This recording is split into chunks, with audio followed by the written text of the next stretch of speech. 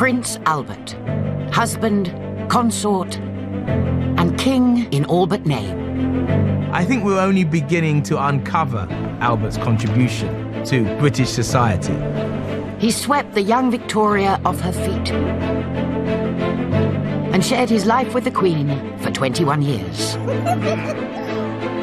A life of passion and ferocious rows. I will sacrifice my own happiness in silence, but not the welfare of my children. She must have been incredibly difficult to live with. You will not walk away from your queen! Throughout it all, he was driven by fierce ambition. He wants to take authority from Victoria. He wants to be seen as a leading figure in his own right. With a thirst for control. I am just the husband, not the master of the house. He was blunt.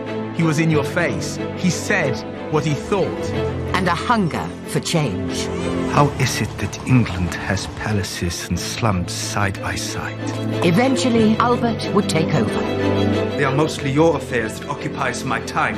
People certainly did call Albert the uncrowned king. But he would pay a terrible price. Like the hawk, I must not sleep. Be forever on the watch. Drawing on private letters and historical accounts by those close to him, this is the story of how Albert rose from obscurity to leave his mark on Britain forever. I'd say we're still living Albert's legacy today.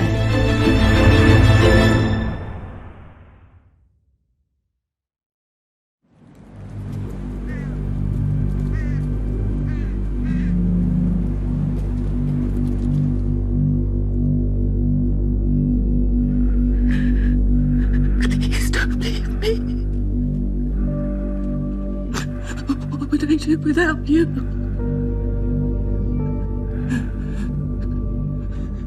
When Prince Albert died at the age of 42, Britain was the most powerful nation in the world, and he was its most influential figure. By the time of his death, it's clear that Albert was the driving force behind the monarchy, and that most of Victoria's actions as monarch were in some way influenced by him. Victoria was broken. She'd come to depend on Albert for everything. And she would mourn his passing until the end of her very long life, nearly 40 years later. Albert's wishes, his plans, his views are to be my law, and no human power will make me swerve from what he decided and wished. I live on with him and for him.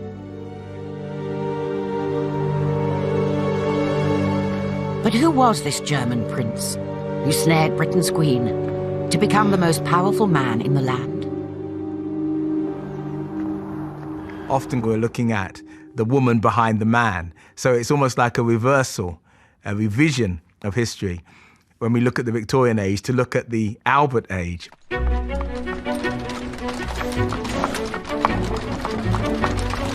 Albert's journey to the top began more than 2 decades earlier. In October 1839, he and his elder brother Ernest were summoned to Windsor Castle by their cousin, 20-year-old Queen Victoria. He's very nervous about leaving Germany to go to a girl who he feels that he has very little in common with at that point, and he knows that he is expected to secure a match with her. Albert was 3 months younger than Victoria, and they'd met once before, when she was a teenage princess.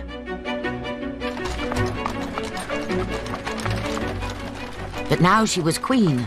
The British establishment wanted her to find a husband. People start to worry about the moral safety of the Queen, and they are aching for a royal marriage. Those around her felt that a husband might calm her down, that she needed grounding in a sense.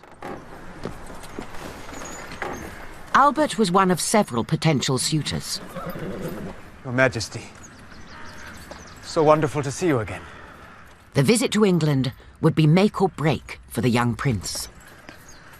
He was seasick and somewhat dishevelled when he arrived at the court. Nonetheless, he made a very profound impression upon her. She was completely bowled over by his handsomeness. He had grown to be tall and broad and very attractive. And her diaries from those days shed light on an amazing attraction that she felt for the prince.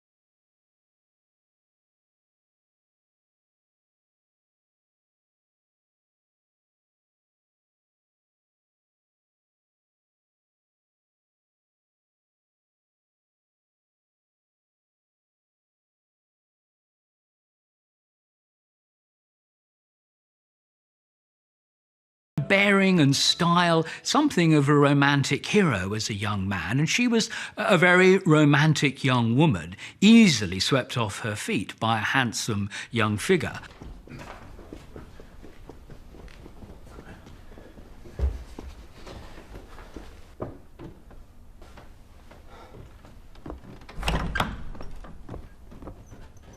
You sent for me, Your Majesty. Cousin Albert.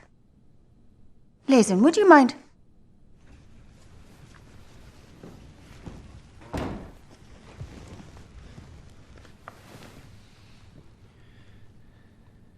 You must know why I asked for you. I have brought one of my own compositions. Shall I play it for No, you? you don't understand. Beloved Albert, I would be so happy if you would consent to my wishes. To marry me. Mary, ich würde. I would be very happy.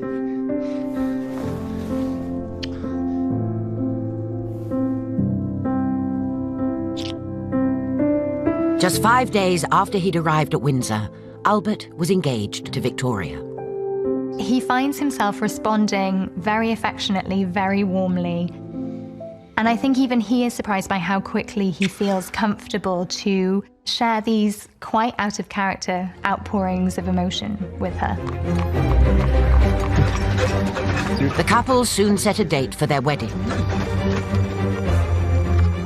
But already, storm clouds were gathering. Albert craved a meaningful role. But Victoria would crush his ambitions and keep him firmly under her thumb. The English are worried about any foreigner interfering in the government of this country. But as your husband, I will be Albert. expected to... The decision has been made.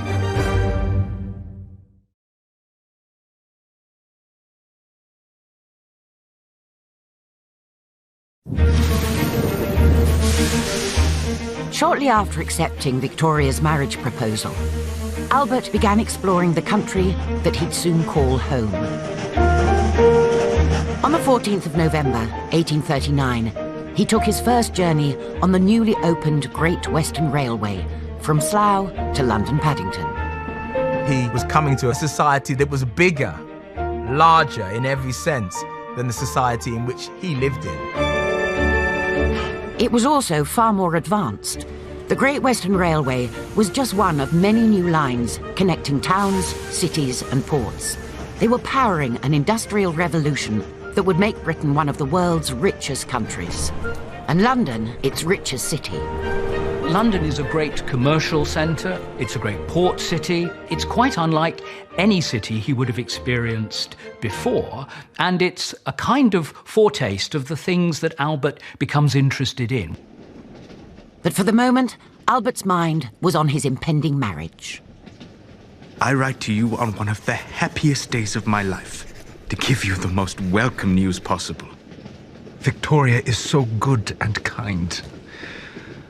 I am at a loss to think that such affection should be shown to me. At the moment, I am too bewildered to say any more, save that my heart is swollen with bliss. But Albert's happiness was short-lived. When news broke of the royal engagement, he found himself under fierce attack. Some members of the press, the public, and genteel society were confused. How can this be? Of all the eligible princes in Europe, or perhaps even elsewhere, why him? He was from a very small, quite poor German dukedom, which meant he was very much seen as this kind of pauper German princeling that the British nation was going to have to pay for. There was a famous rhyme about how he was coming to marry for better or for worse, England's fat queen and England's fatter purse. There was also a frosty welcome in Parliament. When Prime Minister Lord Melbourne proposed giving Albert a salary of £50,000 a year, there was a rebellion, headed by opposition leader Sir Robert Peel. I think I speak for both sides of the House and suggest a reduced sum should be offered. Shall we say £30,000? After all, it is just to cover the expenses of his household, which by its nature will be very small. Oh, I fear Her Majesty will not be best pleased. There was talk also of giving him a peerage, a dukedom, but that got nowhere either. Albert was distressed, dispirited by the negotiations, the argy-bargy, not only behind the scenes, but in Parliament and in the press, over the role he would play, the status he would hold. The sky has darkened more and more. The Tories have cut my income by half and made my position not a very pleasant one. Already, there are storms in store. I believe my future lot is plentifully strewn with thorns. He starts to feel dejected and he already feels that he's failing. He must have thought, what on earth am I getting myself into here?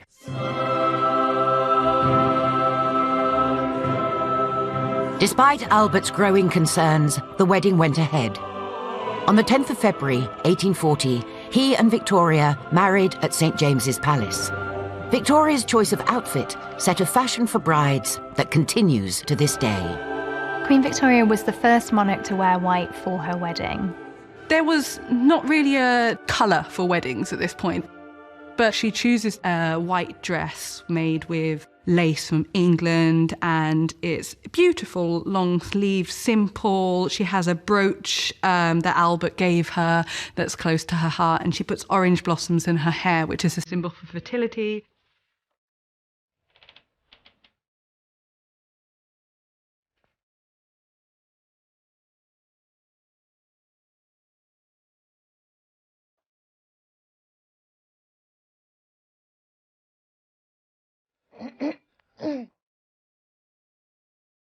Thank you, Lazen.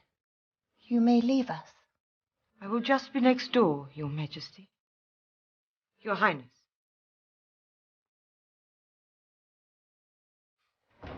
Now are we alone?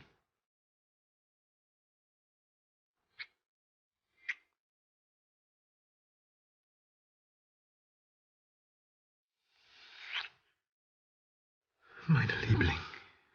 Dearest Albert.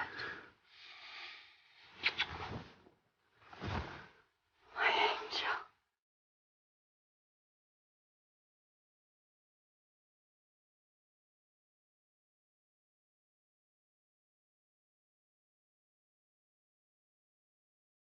Victoria, in her journals, expresses her delight in the physical intimacy and the physical relationship that she has with Albert. We think of Victorians, of course, as being incredibly prim and proper, but Victoria herself was anything but. She made absolutely no secret of having enjoyed the pleasures of the marriage bed.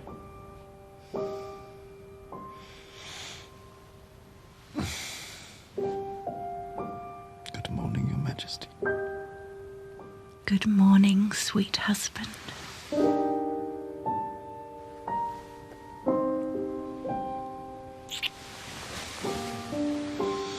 I am the luckiest man in England.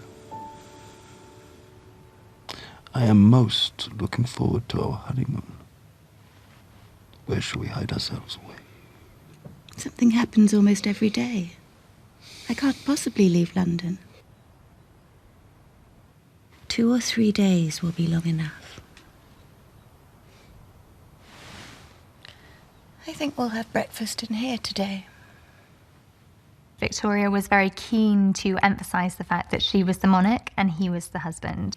Victoria was not an easy person to whom to be married. She alternated wildly between wanting total submission to him and wanting her independence, between saying he was an angel sent to earth and accusing him of heaven knows what. Albert was desperate to play a significant role in royal life, but this led to early tensions in their marriage. Victoria had been on the throne for less than 2 years and was unwilling to share her power. Her close advisor, Prime Minister Melbourne, agreed. He had huge influence over the young queen and didn't want it diluted by her new husband. She was enormously close to Lord Melbourne, not only politically, but also personally. In a sense, he was the kind of father figure. He became the indispensable helper who was always there to outstretch his hand when she felt giddy or when she was unable to move forward. At this time, the monarch still wielded considerable power and authority over the government. All state business had to have the Queen's approval. I think Melbourne is a very, very controlling character. What he's doing is shaping her so she becomes very reliant on him. He's the only man who's got her ear. Albert coming in, Melbourne immediately starts to react to this by trying to limit Albert's influence and power.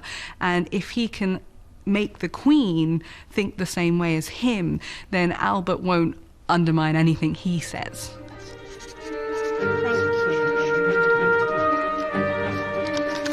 Albert came up against Melbourne straight away. He wanted to bring his own personal staff from Germany, but Victoria was told to block him. She was persuaded that Albert should take on Melbourne's own secretary, George Anson.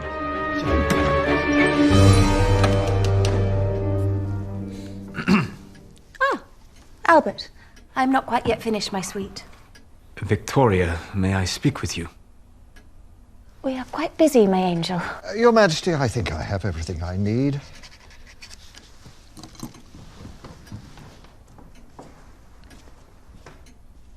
Why am I being forbidden from bringing my staff from Coburg? Albert, your people... I know nothing of this Mr. Anson, save that I have seen him dance the quadrille. Mr. Anson will be an excellent private secretary for you.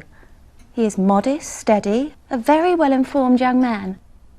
Victoria at the beginning is a very unsympathetic character to her husband. She is eager to maintain the authority and the control. But Your Highness, if I may, we are entering into a situation where there have been very few precedents. The main object is to avoid any difference of opinion between Your Serene Highness and Her Majesty. The English are worried about any foreigner interfering in the government of this country. Some of the newspapers have already expressed their hope that you wouldn't interfere. As consort to the Queen, it will be prudent that you should not take part in any political matters. But as your husband, I will be Albert, expected to... The decision has been made.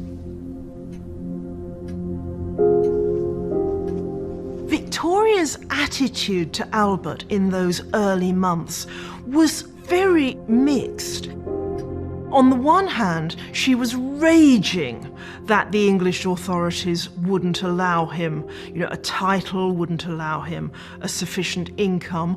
On the other hand, she was actually at least complicit in that process. There really were moments when it was her denying him a title, denying him any kind of authority or really any role. It's a very strange mixture in her. There were personal as well as professional tensions between the royal couple, a result of their wildly different personalities. Albert was very sensitive to conflict and really hated to argue with the people that he loved. Victoria, in contrast, was a highly passionate character, very driven by emotion and prone to outbursts and sometimes to temper tantrums. And as Albert quickly discovered, there were 3 people in the marriage: himself, Victoria, and her childhood governess, the formidable Baroness Louise Leysen. Baroness Leysen was a problem for Albert from the start. She'd had this incredibly strong influence over Victoria. She'd come from Germany. She educated and looked after the young Victoria. Lehzen was strong-willed, difficult to deal with, constantly at Victoria's side, even after she became queen. Following the marriage, Leysen continued with all her old duties, including running the royal palaces. She also kept strict control over the Queen and made little attempt to hide her dislike of Albert. Try it like this, meine Liebchen.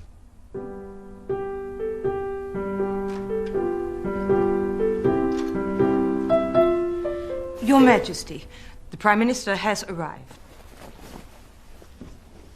This afternoon's post. Thank you, Leysen. Her Majesty alone must manage her sovereign duties. Prince Albert felt irritated by Baroness Lehzen's interventions right from day one. He felt that she frequently would find excuses to come in when they were having quiet moments together and would suddenly have some matter of state business that required Victoria urgently and for which Albert was not required. Albert did have one ally in the royal household, his secretary, George Anson. Despite being appointed against Albert's wishes, the 2 men had struck up a solid friendship. Your net, sir. Oh, thank you, Anson. Did she shut you out again? The moment Melbourne arrives, she swoops in, grabs Victoria in her talons, and takes her off like some sort of dragon. Or perhaps a parrot. Head cocked to one side so her sharp little ears might catch the slightest whisper. She encourages Victoria to keep me away from any public affairs. Her Majesty alone must manage her sovereign duties. Spot on, sir. All I am allowed to do is blot her signature on the government papers. I feel the Queen may be more influenced by the Baroness than she realizes. I agree. With Leysen around, I am just the husband, not the master of the house. As time goes on, Albert actually starts to think that Victoria is scared of Lehzen. On a number of occasions, he made a request which contradicted something that Lehzen had said. And Victoria reacted with such a sort of furious and disproportionate level of upset and anxiety that he starts to see that perhaps this comes from fear. Get that woman out of here. But You have nothing to say that I care to hear. Albert's continuing feud with the Baroness would lead to a crisis point in their marriage. But the couple would soon face an even greater threat to their lives.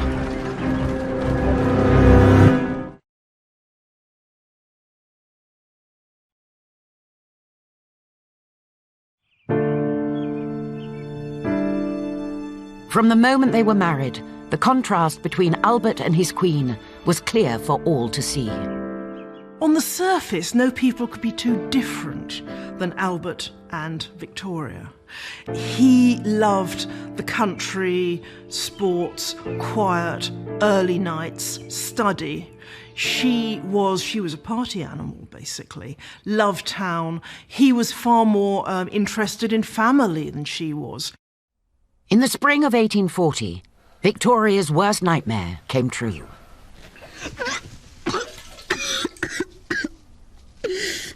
oh, dear God, Albert, make it stop. I'll call the doctor, Your Majesty. We'll be fine, thank you, Leysen. Pregnancy in 19th century British society was a very dangerous affair. there was no guarantee that the mother would actually give birth in a way in which she could save her life and the life of the child. This is the thing I dreaded the most. I wanted more time, just the two of us. Now my wings will be clipped. Then let me help you. At least until you feel stronger. Albert was elated. Not only was he to become a father, he now saw an opportunity to assist Victoria with her royal duties. He's not underhand in any way.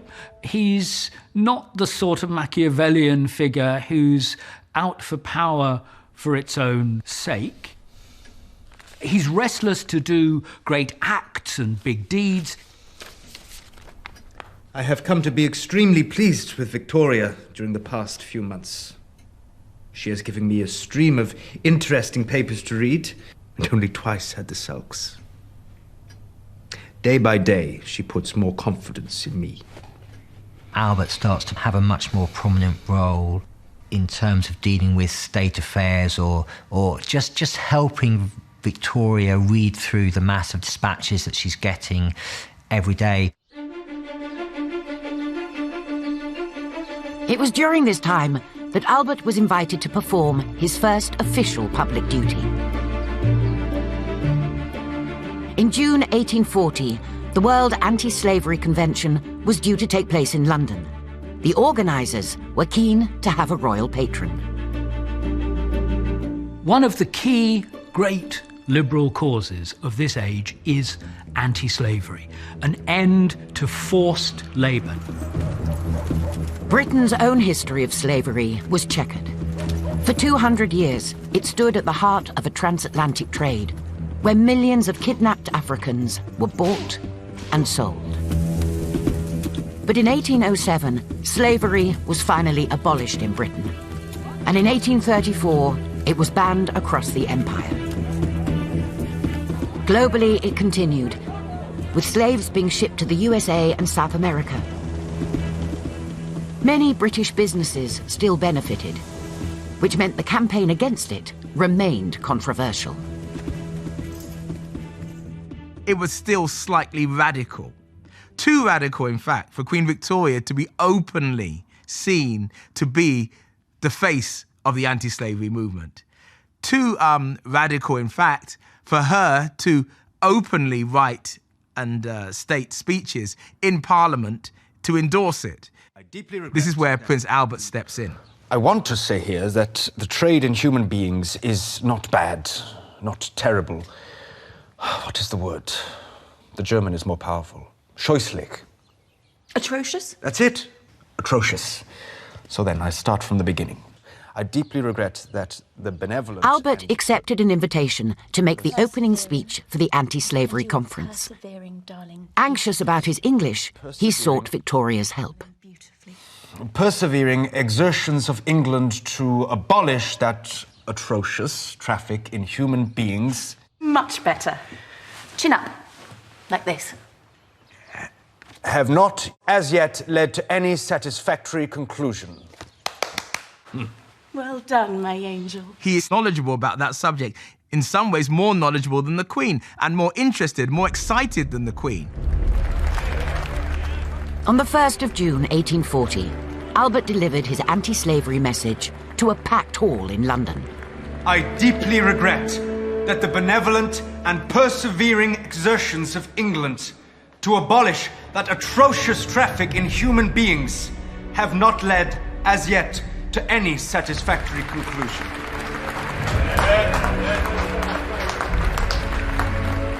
This great country should not relax in its efforts until it has finally and forever put an end to the state of things so repugnant to the spirit of Christianity and the best feelings of our nature. That first speech is really important to him because it's establishing himself to the British public and also to the politicians of the day as a serious man, not just as the Queen's husband, a man that can maybe start making a difference. In the audience was Tory leader Sir Robert Peel, the man who had cut his salary. I may have underestimated the young prince. He'd appealed to the members of polite society, the politicians who were gathered there, who had thought of him before that moment as a clockwork prince. Suddenly they realized that this man could be useful in promoting their causes. The reaction to Albert's speech was overwhelmingly positive. Days later, as he basked in his success, he and Victoria rode out through Hyde Park on their way to Kensington Palace. Did you see the letter from Uncle Leopold? Yes. A healthy baby girl. Soon we will be having our own new arrival.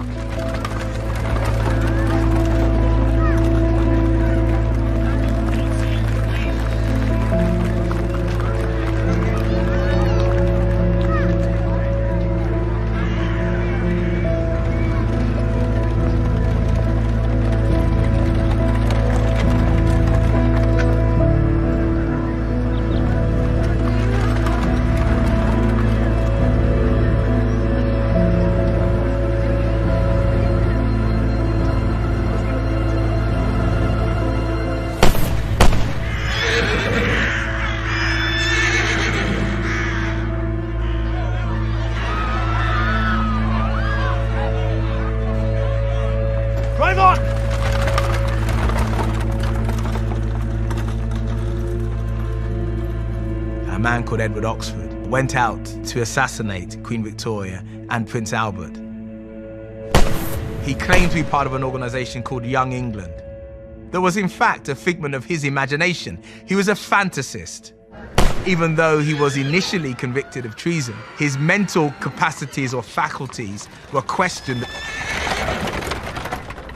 For the very first time, the defense of temporary insanity is used and is accepted by the court. The shooting was the first of 8 assassination attempts on the Queen. Later that afternoon, Albert insisted they ride out again and was met with wide praise. There was very much an outpouring of public sympathy for them, particularly given she was pregnant at the time. Her prince, her defender, was there to make sure that no harm came to the Queen. This was considered to be admirable behaviour, physical bravery of a sort to, as it were, care for a queen, and Albert's stock rose very high. But Albert's growing popularity did nothing to ease his restlessness. Although he was now helping Victoria with her papers, she still denied him any meaningful professional role.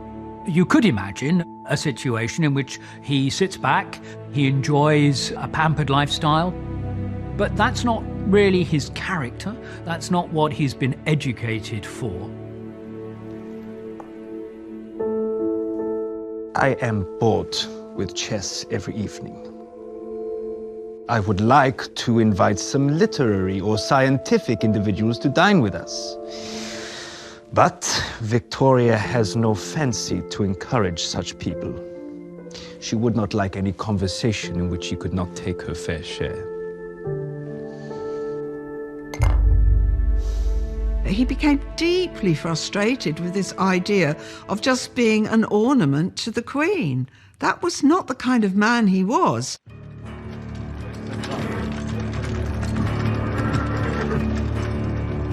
To relieve the boredom of palace life, Albert began riding out to explore London.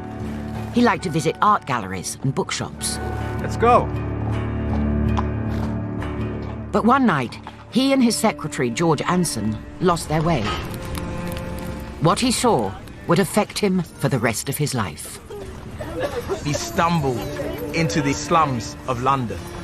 Slums like Seven Dials, where pickpockets and vagabonds daily gathered, where the children were left screaming on the streets, where rats ran down the alleyways.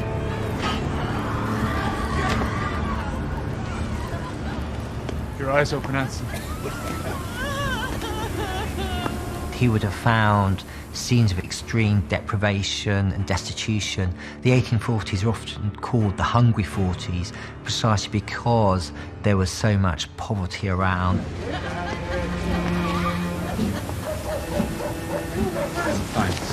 What are you looking at? Eh? Just going about my business.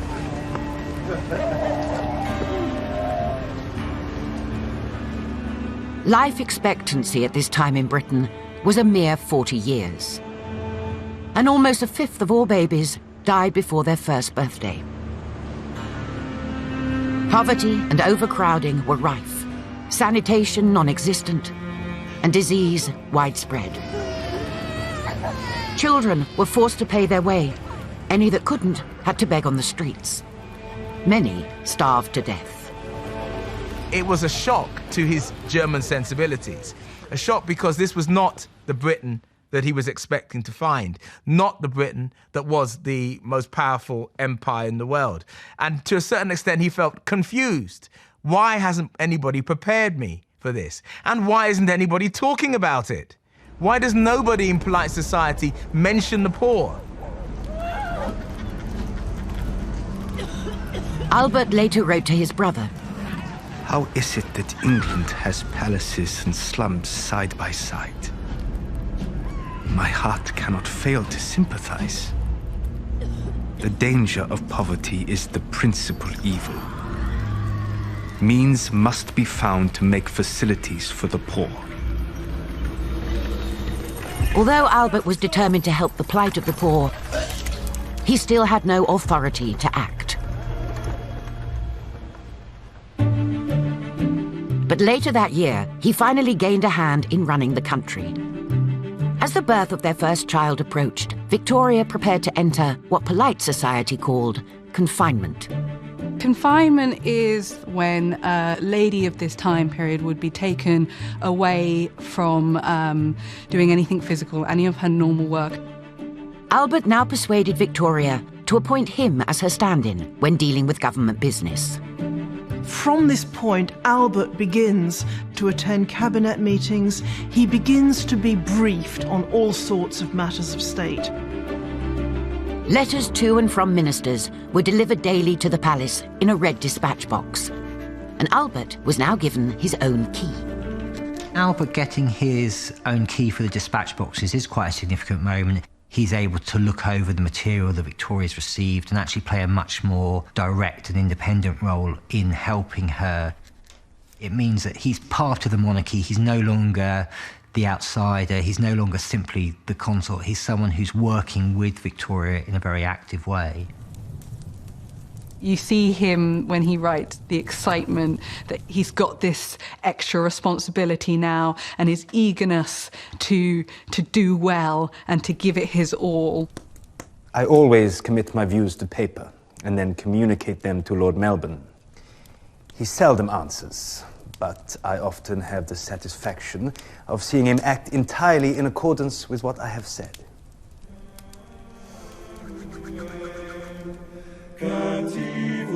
On the 21st of November 1840, baby Vicky was born.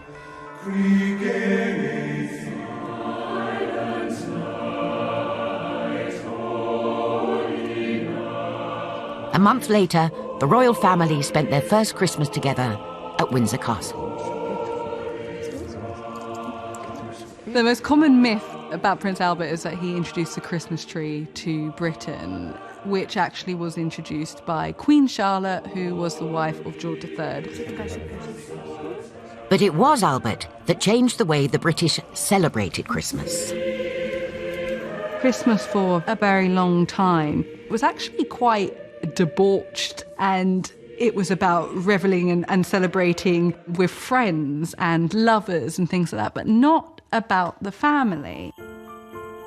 Now, when Albert comes into the royal family, he makes Christmas about this traditional family unit. He makes the tree this focal point, and it's decorated for a child, really. The tradition of singing carols was already established by this time, but it wouldn't be until 1843 for the first Christmas card, and 1846 for the invention of the Christmas cracker.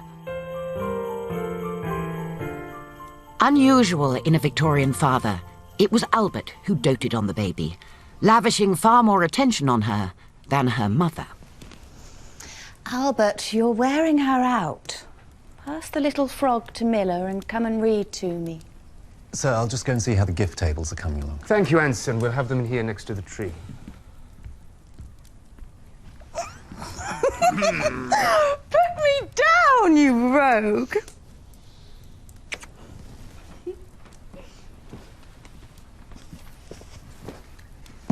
Ah, an excellent choice, my darling. There once lived in a sequestered part of the county of Devonshire one Mr. Godfrey Nickleby. Images of the royal family stood around a tree would later help spread Albert's vision of Christmas all around the world.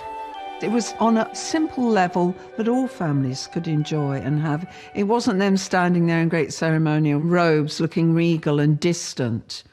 It brought Christmas, their Christmas, into ordinary families' consciousness. There was one great source of uneasiness in the midst.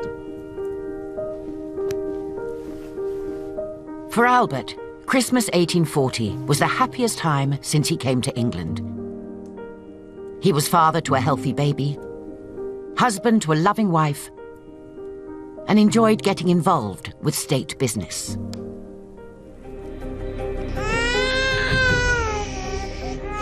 But the deep tensions between Albert and Victoria hadn't gone away. They would soon resurface, stretching their relationship to breaking point. I will sacrifice my own happiness in silence, but not the welfare of my children. You will not walk away from me, Albert! You will not walk away from your queen!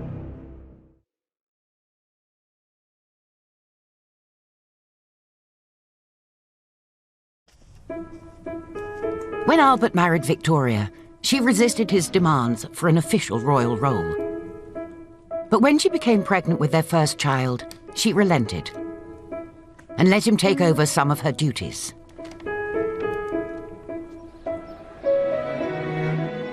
He was now getting a name for himself. Sir, may I introduce Sir Robert Peel, Leader of the Opposition? Your Highness, I very much admired your speech on slavery last year. Oh, you are most kind, Sir Robert. Albert had impressed the Prime Minister and other senior Westminster figures, including those that originally doubted him. It would give me great pleasure to appraise your Royal Highness of any new legislation, or indeed any matters in which you wish for more information. They found Albert easier to deal with than his often petulant wife. Victoria was temperamental. She was unstable even. Those in the know began to see that he was a very good and a stabilizing influence on Victoria. And they began to actually welcome his calming influence and to feel perhaps that they'd get a more rational answer from him than they would from his wife. But at home, his disagreements with Victoria were becoming more frequent. The main source of friction, as it had been from day one, was Victoria's former governess, Baroness Leyson, and the control she exerted over the royal household. Every time he attempted to bring this up with Victoria, she would fly into a fit of rage. Where it came to Leyson, Victoria was particularly sensitive, and he knew that trying to throw his weight around or trying to be too pushy in this area was not the way to win Victoria over. Albert suggested ways to make the palace run more smoothly, but Leyson obstructed and undermined him at every turn. The royal household was not well managed. He saw waste, he saw inefficiency, and in general, he wanted to be master of his own household. Victoria, are you not cold? Is no one going to light the fires tonight? As you know, Your Highness, it is the Lord Steward who brings the fuel and the Lord Chamberlain who lights the fires. The Lord Chamberlain's staff must be delayed. But why can't the task be completed by one person? Darling, that is the way it has always been. But the rooms are freezing. The nursery is worse. Might I suggest a blanket? Albert, why don't you play something for me? That should keep you warm. While he was trying to do work with the royal household, Leysin would just turn around and say, no, you can't do this. The Baroness felt that she needed to protect Victoria without realizing perhaps that no longer was necessary. In fact, that was no longer correct for her to take on that role.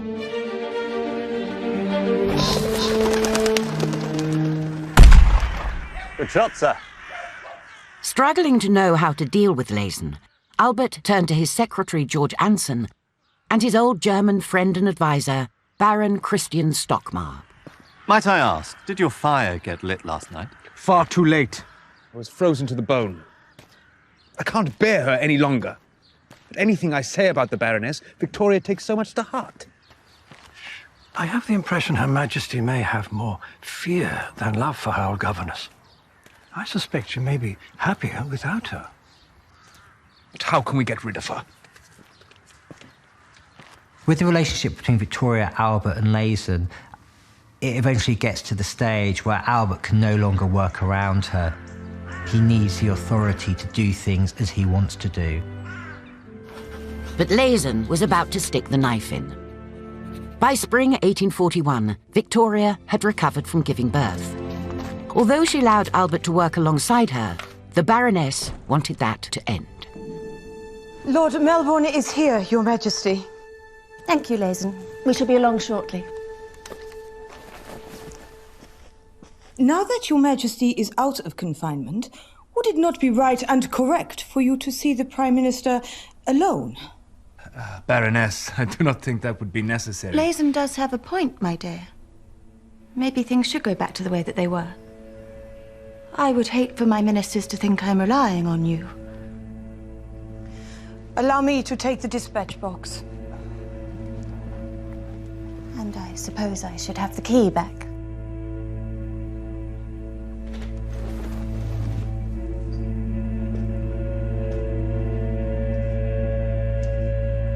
For Albert, just as it was so symbolic to get the keys to these boxes in the first place, it's very symbolic to hand them back.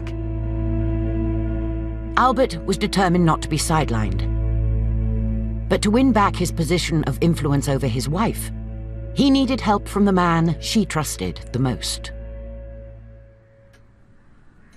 Lord Melbourne had been a father figure to Victoria since she became Queen. But in August 1841, he was forced to resign as Prime Minister and had to give up his role as the Queen's advisor. Albert had grown close to him and now wanted a favour. Lord Melbourne, I was very sorry to hear the news. Well, nothing is permanent, Your Highness. Now that you have stepped down, might you encourage Victoria to once again turn to me for advice? Well,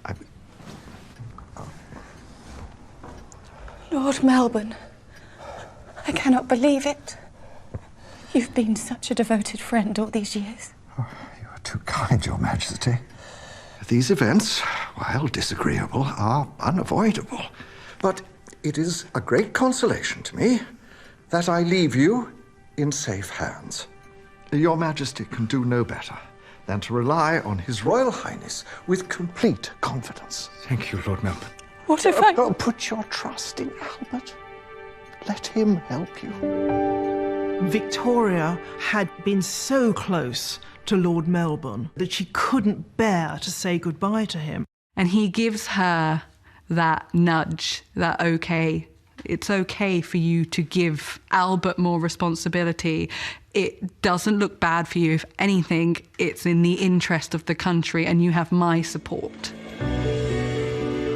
With Melbourne gone, Albert became Victoria's advisor on all government matters. And his growing friendship with Sir Robert Peel, who now became Prime Minister, made his position even stronger. Peel, I think, rather admirably recognises that this is a young man who wants to play a public role and finds work for him. Now Albert had the power he'd craved. He turned his attention back to the problems at home.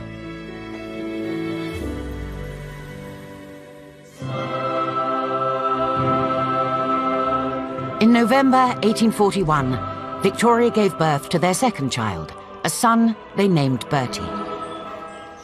But Albert's joy was marred by his continuing struggle with Leysen. He resented her being involved with his children and was determined to make his move. The opportunity came in January 1842, when their eldest child, Vicky, fell seriously ill. Sir, you must come quick. Princess Vicky had been unwell for some time, and she did not appear to be getting any better. And this is really the catalyst which was needed to galvanize Albert to finally stand up to the issue of Leysen.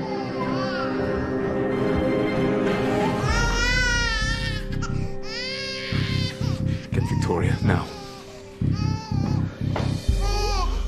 Albert felt that Leysen hadn't been quick enough in calling the doctors and that the illness had become much more serious than it really needed to. And that, for Albert, was really kind of the last straw. Victoria and Albert have the mother of all arguments. Get that woman out of here. I don't want her anywhere near my children. But you have nothing to say that I care to hear. You will not speak to Leysen like that. I won't stand for it. She has poisoned the child with calomel and half-starved her. If she dies, it is you who will have it on your conscience. How dare you speak to me like that? She has shown utter incompetence, and you refuse to see it. You defend her. I defend her because she has been my companion long before you stepped foot on these shores, and yet all you do is criticize her. I will sacrifice my own happiness in silence, but not the welfare of my children. You will not walk away from me, Albert.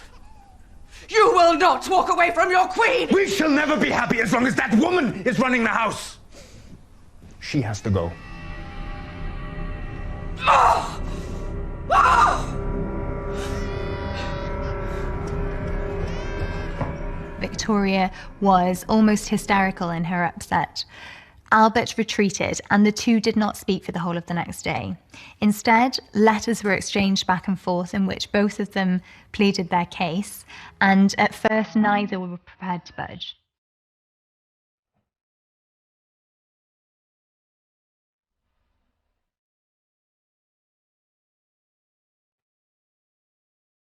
Albert,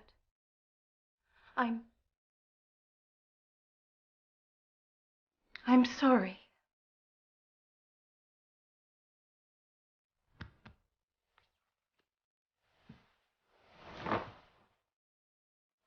I did not mean to lose my temper. You fly into such a rage and accuse me of being envious and suspicious. I feel overwhelmed. There is an irritability in me which makes me say such hateful things that I know hurt you. It makes me miserable. Sometimes you are just too hasty and excitable for me to speak of my own worries. Come.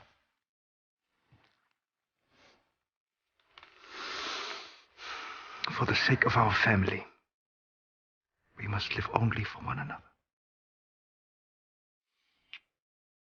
Victoria alternated between this slavish dependence on Albert, that he was the most perfect being on earth, and writing him these really virulent notes, accusations of ludicrous wrongs, depending on, on how her own mood was going, and that must have been incredibly difficult to live with. Later that year, Leysen was finally dismissed from the royal household. Albert couldn't conceal his glee. Those who tried to keep me from being useful to the Queen have been completely foiled. They wanted to prevent her from giving me anything of importance to do by creating distrust. Victoria's good sense has seen that I have no other purpose in all I seek but a means to Her Majesty's good. It's interesting, really, that Albert still won out, and without detriment to his relations with Victoria, could very easily have caused a bitter rift. But even with Leysen gone, their marriage was not all plain sailing. Vicky, you look perfect, my love. As the family continued to grow, there was another source of tension between the royal couple. Do you have to spend so much of the day playing with the children? How is it possible for you to be on friendly terms with them when you continually scold them?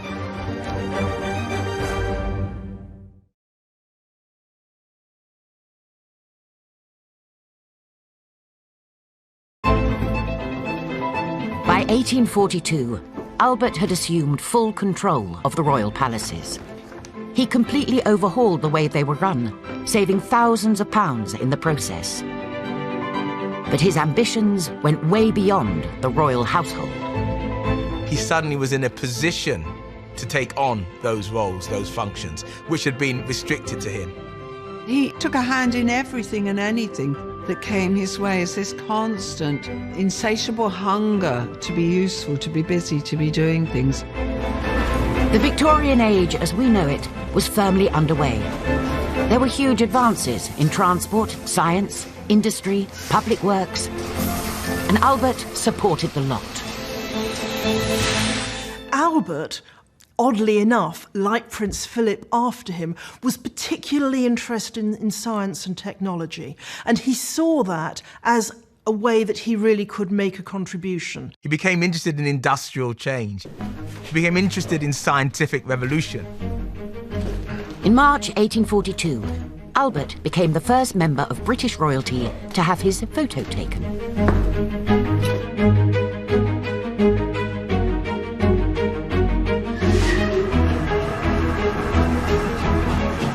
Three months later, he took Victoria on her maiden train journey, a first for any British monarch. It's marvellous. They travelled from Slough to Paddington on the Great Western Railway, built by the country's greatest Victorian engineer, Isambard Kingdom Brunel. Albert also showed his artistic side. At the invitation of Prime Minister Sir Robert Peel, he was commissioned to oversee the interior decoration of the newly rebuilt Houses of Parliament. Many more projects would follow. If you think about the Victorian ethic of improvement, all those institutions from clean water to improved homes, to recreational spaces, to parks, to allotments, all those features of modern life that we associate with our Victorian forebears, Albert was a supporter and a patron of all those things. In November 1843, Peel took the Prince on a tour of Birmingham. Sir Robert was from a northern industrial family and shared many of Albert's passions. His relationship with Robert Peel is this perfect bromance of two minds who have the same agenda. Both men are very, very, very hardworking and have a strong sense of duty. As the birthplace of the steam engine, Birmingham sat at the heart of the Industrial Revolution. With its canal network and newly built railways, it was the world's largest manufacturing hub, exporting goods all over the globe. From the mass production of iron and brass, to weapons and steel pen nibs, to chocolate. It was known as the City of 1,000 Trades. Albert inspected factories, foundries, and the workshops of Birmingham's famous jewellery quarter, where he saw the brand new invention of electroplating. So, by using electricity, you can bind silver and gold to base metal. They can also scale up the process. Imagine coating cast iron machines with zinc to prevent rusting.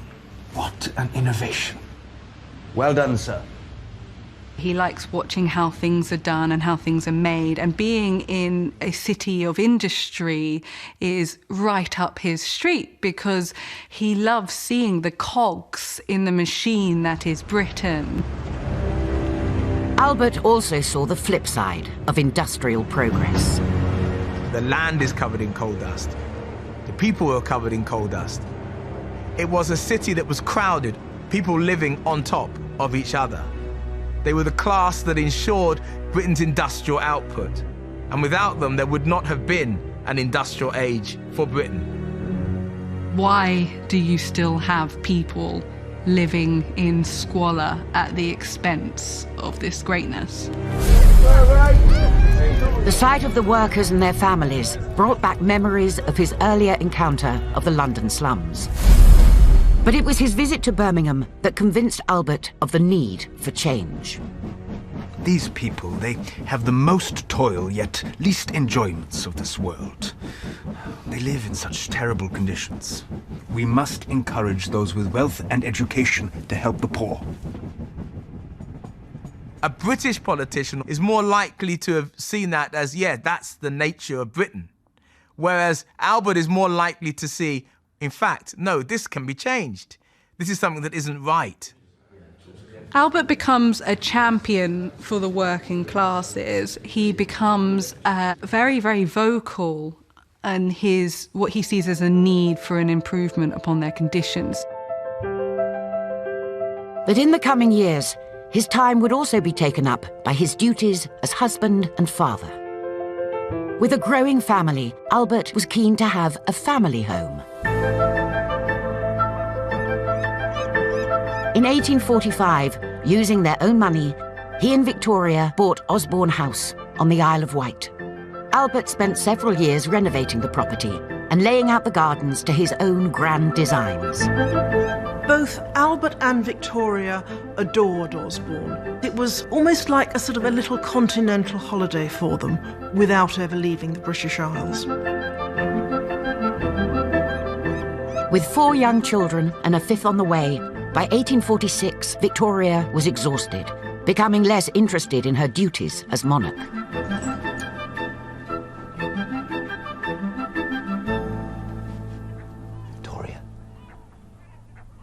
Victoria. Sorry, my angel. What were you saying?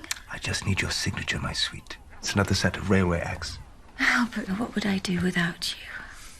Victoria allows Albert to take a much more significant role. He starts drafting all of her correspondence, and she is just required to copy it out. Hello. Bertie, my dear, I'm sure your father has work to do. Come on, I'll race you to the fort. I think Albert was made to be a father. He gave so much of himself to the children when he had time. For Albert, Osborne House was more than a holiday home. It was a place for the royal children to be educated and entertained. Out in the grounds, he would later build a Swiss cottage, a miniature world they could play at being adults. He teaches them to cook, he teaches them to garden. He thinks about how to allow them to be children and have fun, whilst also preparing them to be princes and princesses of the world. Albert often encouraged his children to put on plays. Vicky, you look perfect, my love. Now, you are playing the part of Athalie, the widow king of Judah, which is the most difficult part. Sir, I have the letters you requested. Thank you, Phipps. I will attend to that in a moment. Don't do that, Bertie. Can't you see I'm trying to draw? You'll need this if you're to be the priest. Bertie, my love, you are a Roman soldier. Please, come and stand guard next to your sister. Good boy. Alice. Now, the high priest would not stand there picking their nose. For heaven's sake, will you behave yourself? Go and do as Papa tells you. Albert's devotion to his children would become another point of conflict with his wife. We think of Albert as quite a sort of stern, Victorian father, but in fact he was much warmer and more committed in many ways than she was. I think at times Victoria may have been slightly jealous of Albert's relationship with the children. We'll soon have this merry troop licked into shape. Look at Vicky. She excels at everything. Darling, is there something wrong? Do you have to spend so much of the day playing with the children? But this is part of their education. Albert, I just want to spend some time with my husband alone. It is a pity you find no consolation in the company of your children. Then how are you meant to be on friendly terms with them when all you do is scold them? The children got in the way of this intense, consuming passion she had for Albert. And as more and more children intervened, it created a bigger and bigger distance from him.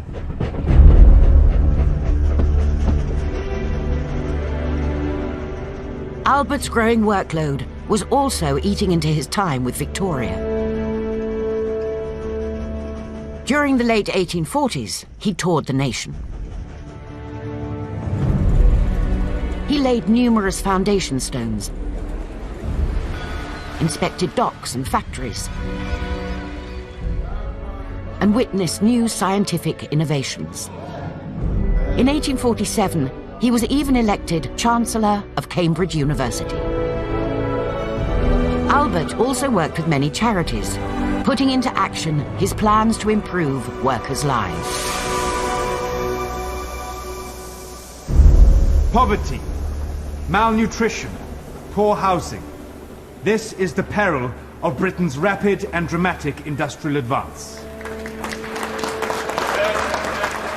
Along with improved housing, we need education for children, allotments to grow food, and benefit societies for the laboring classes. I shall not cease to promote these objects wherever and whenever I can.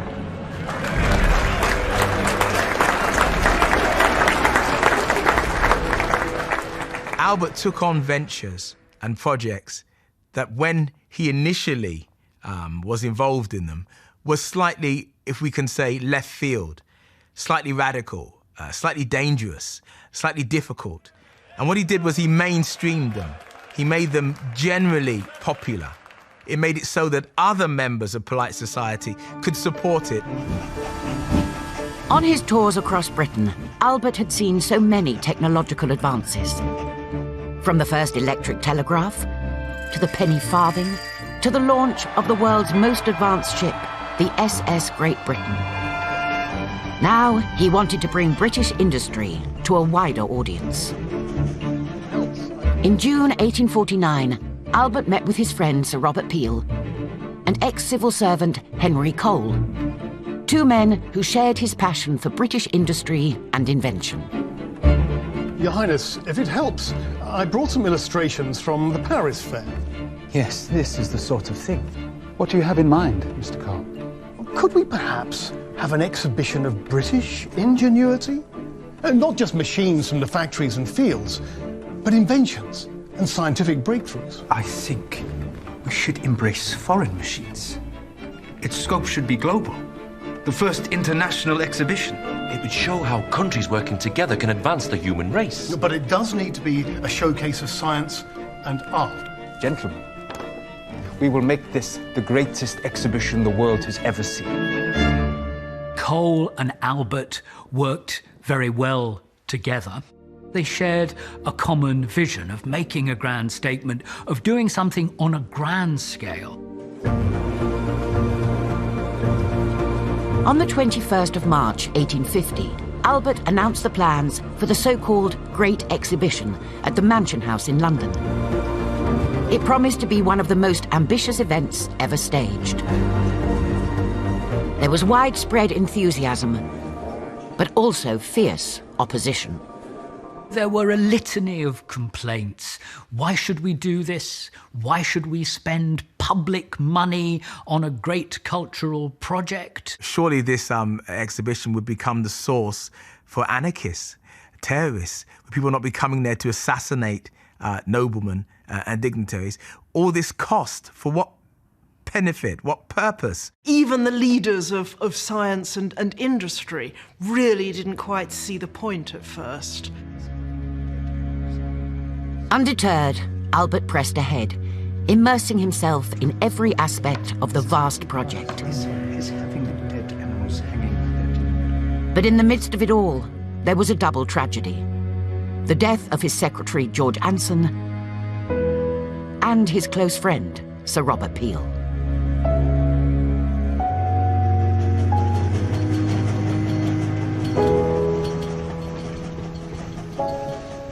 The opponents of the exhibition continue to work people into a panic. Some call it a great absurdity. There is a move to drive us out of Hyde Park. Now that death has snatched Peel from us, he was to lead our defense. We are on the verge of abandoning the exhibition altogether. Depressed and demoralized, and with less than a year before his greatest project was due to open, Albert thought it might never see the light of day. Others feared the stress might even kill him.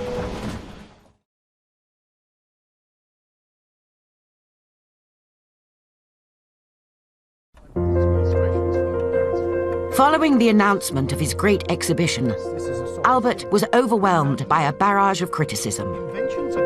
The original plan for a vast brick building had been rejected outright. But a late entry came from former gardener Joseph Paxton. He proposed a giant glasshouse, the Crystal Palace. Paxton had experience of building large iron, timber and glass conservatories in his employment with the Duke of Devonshire at Chatsworth. His design won praise in the press, and work began in July 1850 at the site in Hyde Park. It would cover 16 acres, require 4,500 tons of iron, and be encased in almost 300,000 panes of glass. It was the first large, prefabricated building in the world, with parts built in Birmingham and brought to London by rail. Ah, Your Majesty. Please be careful where you step. Thank you, Fitz. My word. Mr. Paxton's Crystal Palace is certainly taking shape. I remember seeing his glass house at Chatsworth, but this is... Isn't it beautiful, Vicky? It is going up at great speed, Your Majesty. His Royal Highness insists on being across every detail. In such a hive of activity, you'll always find my husband centre stage. My darling. Dearest Vicky. Now, you must be careful of the workmen. Come see our plans. You've made such progress. Thank you, mein Liebling. The Angel, you look tired. Can others not take the burden for a while? If only they could. What do they call it, Cole? The greatest trash? Greatest fraud?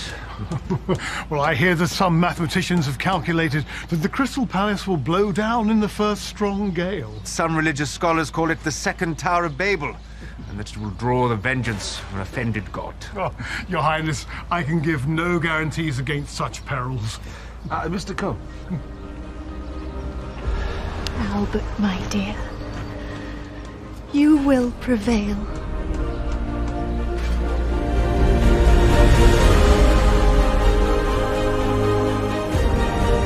But none of the predictions of disaster proved to be founded. The building was completed in just 6 months, and then filled with over 100,000 exhibits from across the world. On the 1st of May 1851, Albert & Cole's Great Exhibition was opened to universal acclaim. More than 6 million visitors came through the doors during the 5.5 months it was open. Everybody that was everybody went to the Great Exhibition. They came because it was the thing to do. It was the place to be. One of the great innovations was to introduce the workman's ticket, the cheap tickets, which allowed members of the working classes to come. People came from across the country on the newly opened railways. An estimated 150,000 arrived in London on trains chartered by Britain's first travel agent, Mr. Thomas Cook. People came away completely dazed. This was like opening an encyclopedia. You didn't know where to start. You would have found machinery, you would have found raw materials, you would have found fine furniture.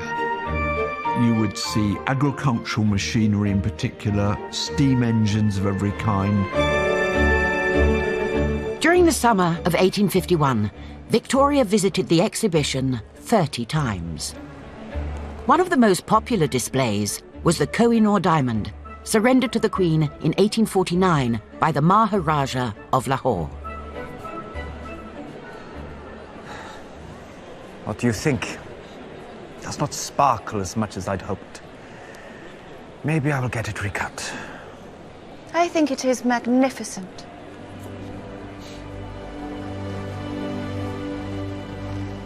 Albert, your Crystal Palace is a triumph. You have raised the monarchy to the highest pinnacle of respect.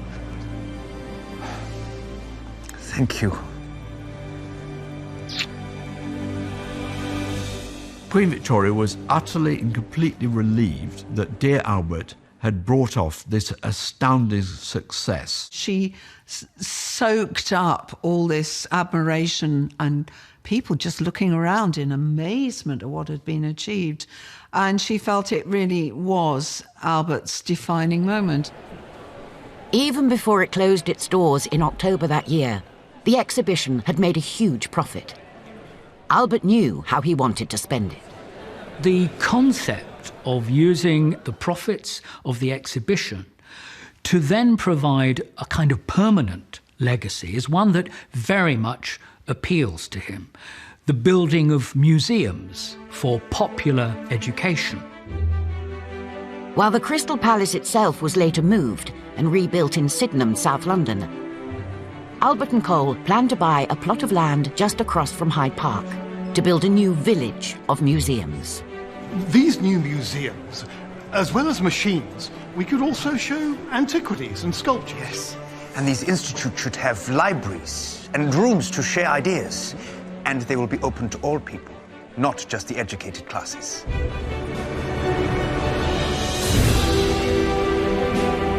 The site was nicknamed Albertopolis and would become the new suburb of South Kensington.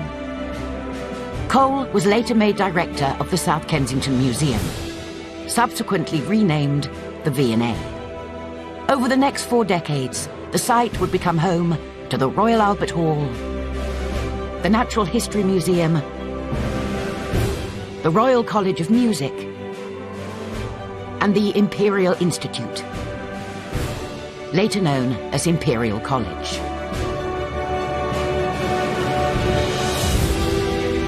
And it was all down, in large part, to Albert.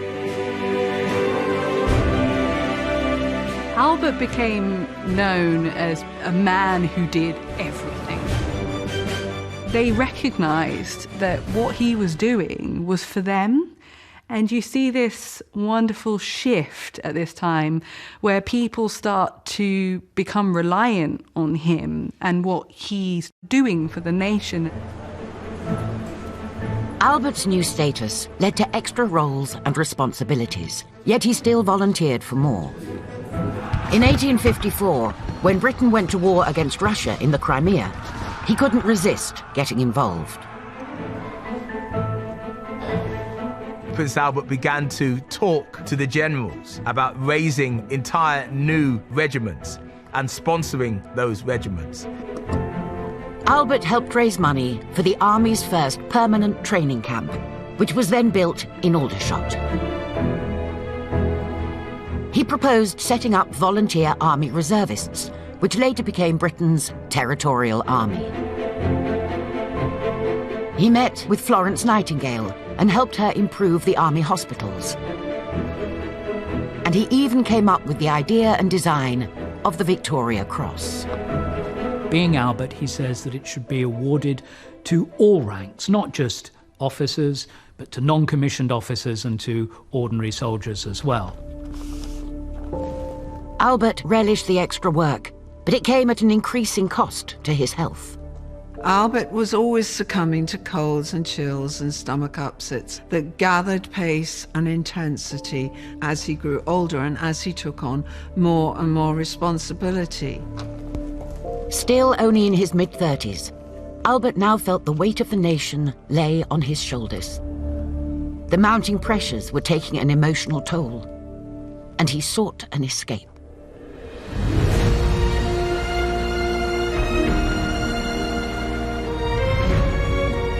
The royal couple had been in love with the Scottish Highlands ever since their first holidays there in the early 1840s. When the Balmoral estate came up for sale, 50 miles west of Aberdeen, they bought it. The price, £32,000, equivalent to $4 million today.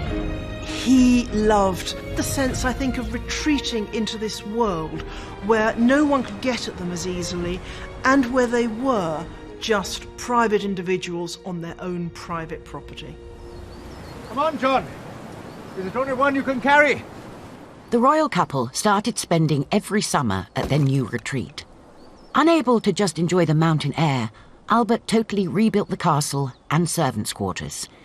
He also worked closely with his Highland servant, John Brown, managing every part of the estate, much to Victoria's annoyance. Hello, Brown. I see you're keeping my husband busy.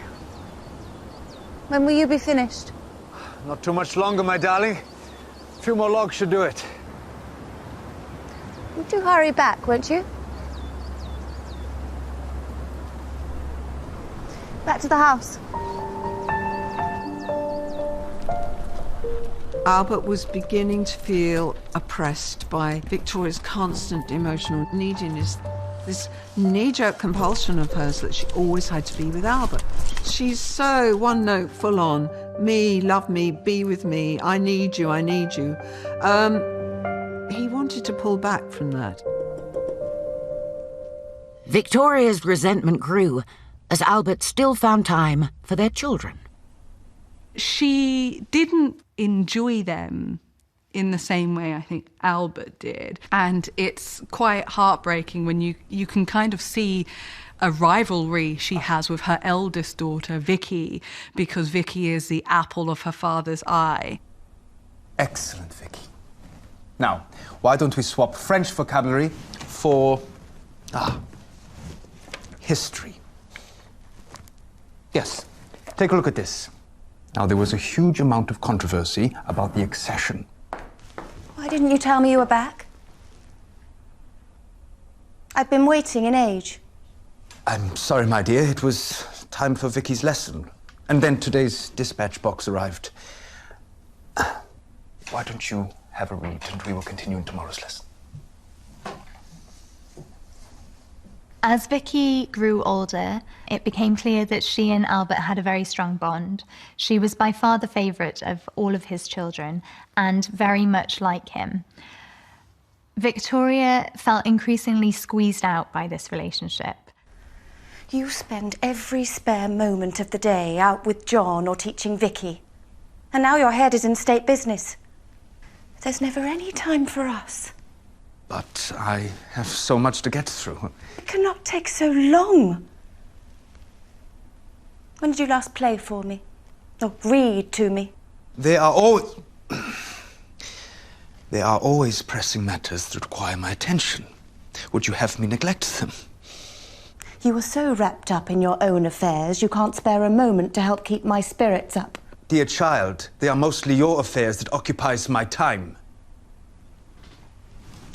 If you will not do your duty, then I must.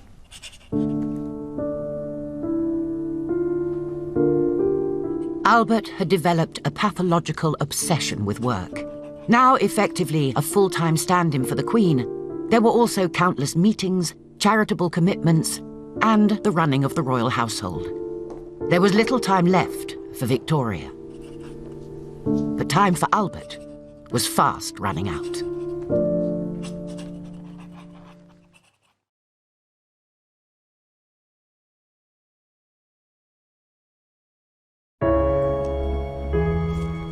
Albert's growing obsession with his work and public duties never let up. Rising at 5 every morning and working late into the night, by the dawn of the 1860s, he had become mentally and physically drained. The profound set of responsibilities and interests that he has are beginning to take their toll on him. He described himself in a letter to his eldest daughter, Vicky, as being like the treadmill donkey on the mill at Osborne.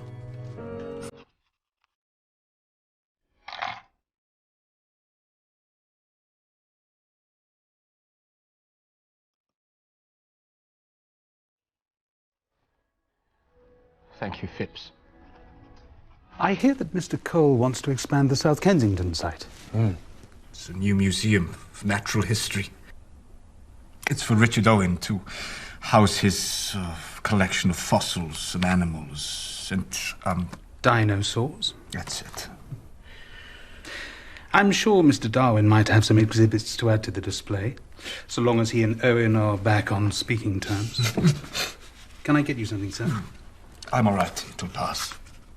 I'll call a doctor. I'm fine. I dare not stop. Like the hawk, I must not sleep. And be forever on the watch. One of the traits that he had developed from a young age was a complete inability to delegate. And by this stage, he's taken on more than he can really handle. Albert was now dogged by poor health, often complaining of crippling stomach pains.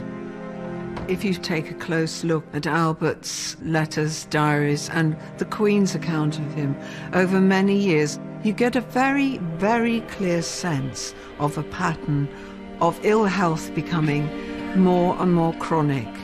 It fits Crohn's disease in many respects, but of course, Crohn's disease wasn't even identified. Matters weren't helped by the behaviour of Albert and Victoria's eldest son. Bertie, the Prince of Wales, had been a difficult child. Now 20, he was in the army and causing trouble in the ranks. Did you read the letter from his commanding officer? His idleness and disregard for everything is enough to break one's heart.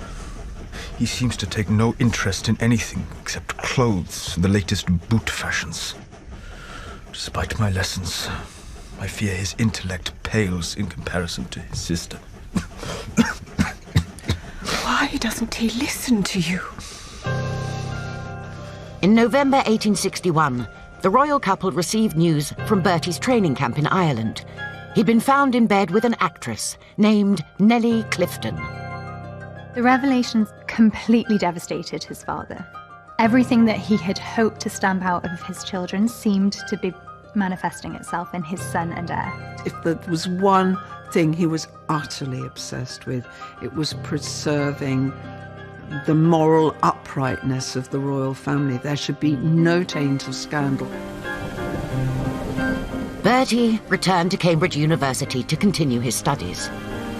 Albert travelled from London to meet him. Despite severe stomach pains, he insisted they went for a walk to keep their conversation private. Your behavior has caused me the deepest pain. What if the girl fell pregnant? You have willfully plunged into the lowest vice. I am still your loving father. But when I consider you will one day take the reins of an empire where the sun never sets, my mind becomes confused by the very idea. You must not, you dare not be lost. The consequences for this country will be too great. Albert felt encouraged by their meeting. But the walk in the rain would have a dramatic impact on his failing health.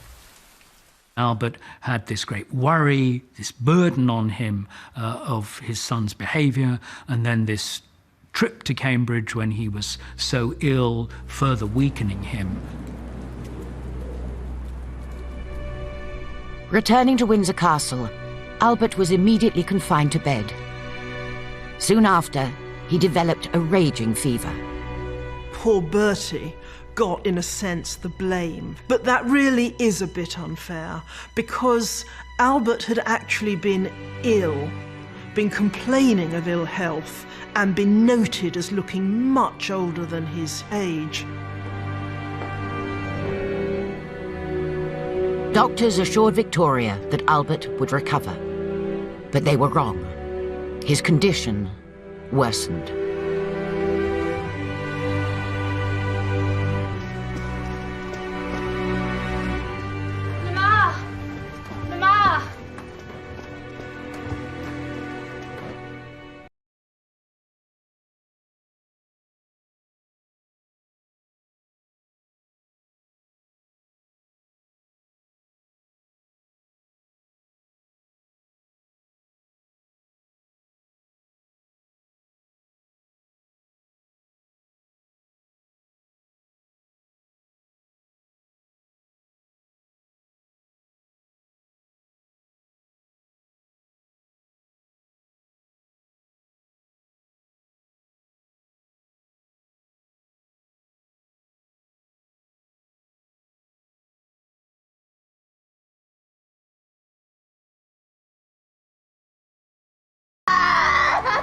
Albert, the Prince Consort, died aged just 42.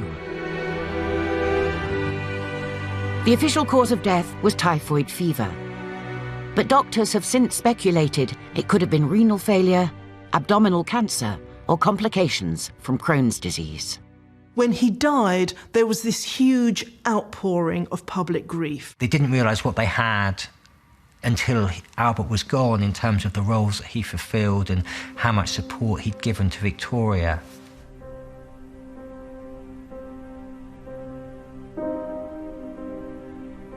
Albert's wishes, his plans, his views are to be my law, and no human power will make me swerve from what he decided and wished.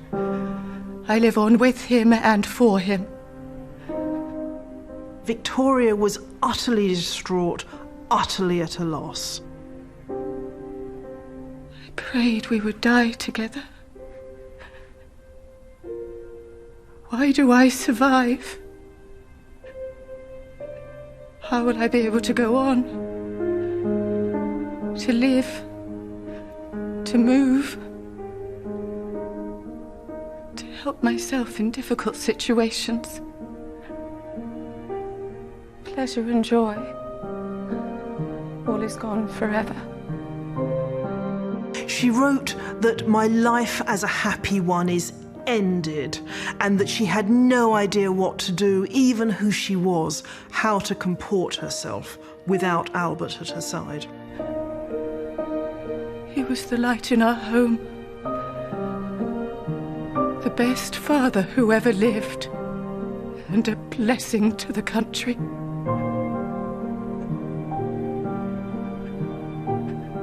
There will be nobody ever again to call me Victoria.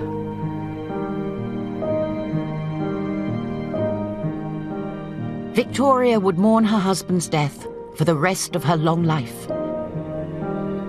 While memorials were raised to his memory, Albert's actual legacy has quietly been forgotten. By examining Albert in more detail, it enables us to have a greater understanding of his contribution to British society. He modernised the British monarchy and taught Victoria that her job as monarch was to be an advisor to government, but that it was government that ruled.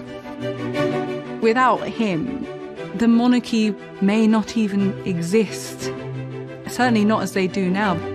As well as securing the future of the royal family, Albert was a man who wanted to make things better, a driving force for the early Victorian age.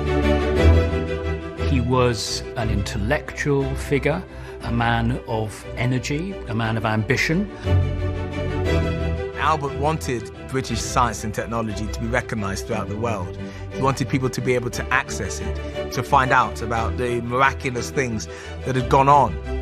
He had quite a determined idea of how he wanted British society to modernise, how he wanted the classes to come together, how he wanted ignorance to be abolished. He was very honest and very passionate about what he believed in, and he really believed that his role was an opportunity to do good and to really make a change.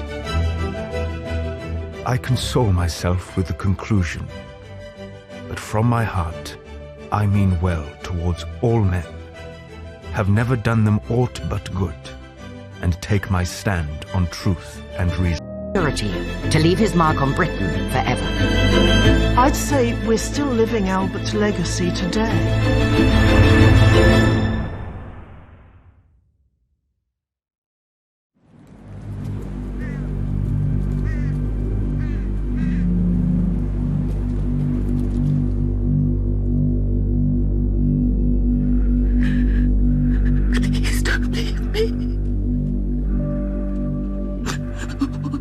Without you.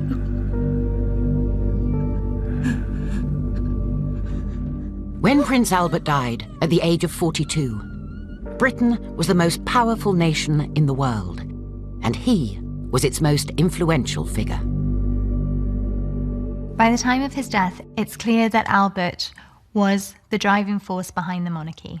and that most of Victoria's actions as monarch were in some way influenced by him. Victoria was broken. She'd come to depend on Albert for everything. And she would mourn his passing until the end of her very long life, nearly 40 years later.